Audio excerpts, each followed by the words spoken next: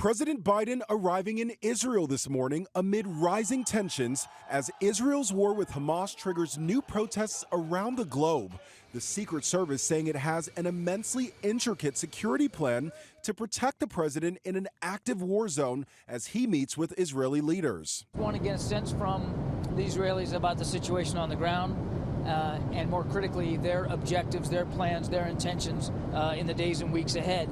The high-stakes meeting comes after the catastrophic strike on this hospital in Gaza that also served as a shelter for Palestinian civilians forced to flee their homes.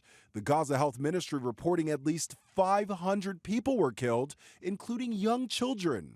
And the only hospital that can receive these killed people is out of electricity. Where are you? What to do? We're just asking one question.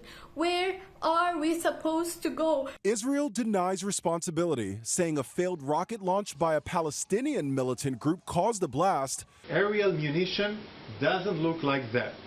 Aerial munition of Israel would have caused intact to the walls. A U.S. official last night saying it will take time to determine where the blast came from.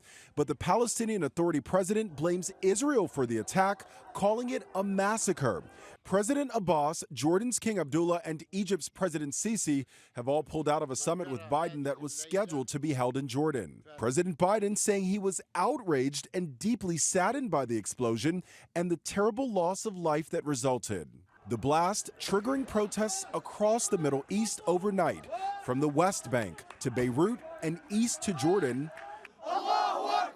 Some trying to storm the Israeli embassy in Amman. Security forces using tear gas to disperse the crowd.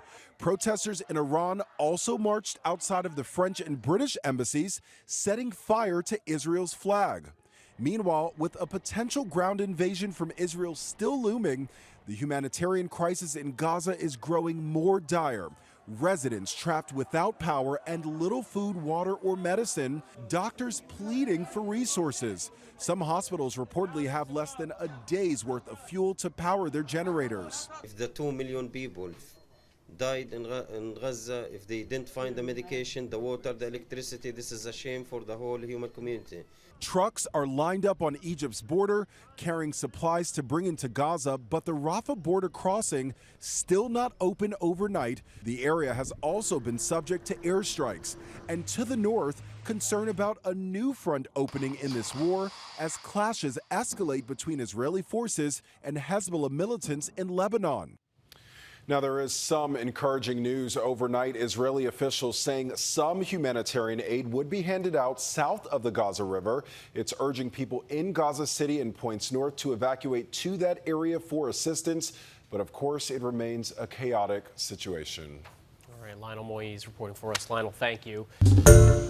Hi, everyone. George Stephanopoulos here. Thanks for checking out the ABC News YouTube channel. If you'd like to get more videos, show highlights, and watch live event coverage, click on the right over here to subscribe to our channel. And don't forget to download the ABC News app for breaking news alerts. Thanks for watching.